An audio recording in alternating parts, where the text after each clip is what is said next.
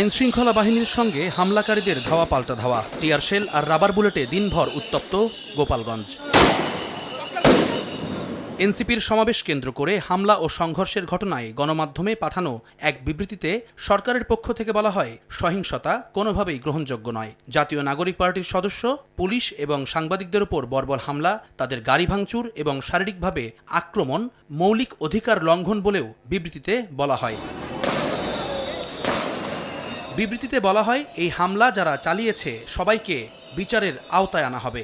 দেশে সহিংসতার কোনো জায়গা নেই, ন্যায় বিচার নিশ্চিত হবেই বলে জানানো হয় তাতে।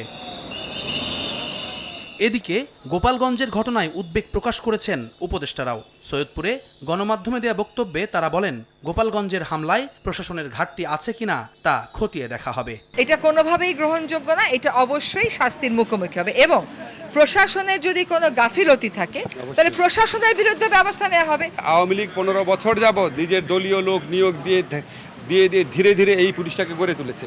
সেই পুলিশ আমাকে 100% সাপোর্ট প্রথম দিন থেকে দিতে পারবে বলেন। পরিস্থিতি নিয়ন্ত্রণে আজ রাত 8টা থেকে গোপালগঞ্জে কারফিউ থাকবে। জুম্মান সাদিক, জ্যাভলিন, সময় সংবাদ, ঢাকা।